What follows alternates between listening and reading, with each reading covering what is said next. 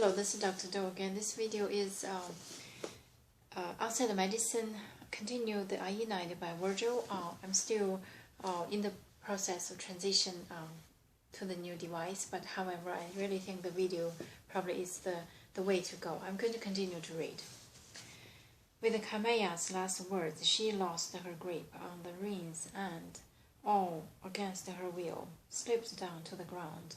Little by little, she grew cold and wholly freed to her body, lay down her head as her neck dropped limp in the clutch of death, and she left her weapons fall.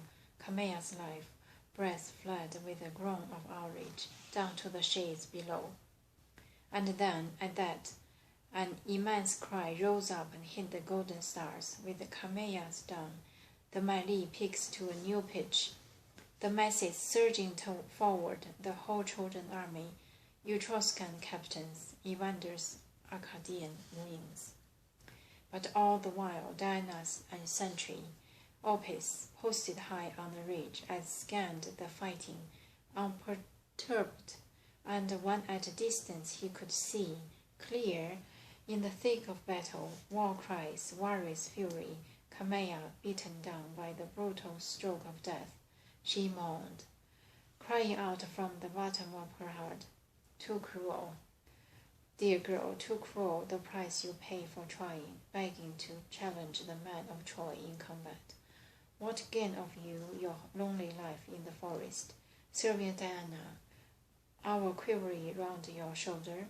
But your queen has not deserted you, shorn of honor, not in your hour of death. Nor will your death lack glory among the race of men, nor will you bear the shame of dying unavenged. Whoever defile your body will, with that wound, will pay with the death that he deserves." Under the mountain ridges stood an immense mound of earth, hedged with shady ilex, the tomb of Dorsenus, an old Laurentine king, here with a swoop. The lovely goddess first took up her post from the high ground, looking around for Aruns, and seeing him gleaming armor, puffed with pride. "Why run away?" she shouted. "Step right up, just come this way, to die. Collect the reward you've earned for Chimera's death. Just think, you are to die by the arrows of Diana."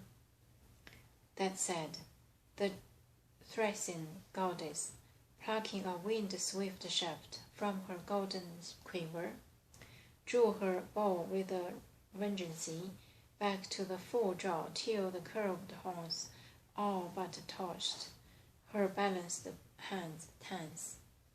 Left hand at the iron point, right hand at the bowstring stretched to her breast.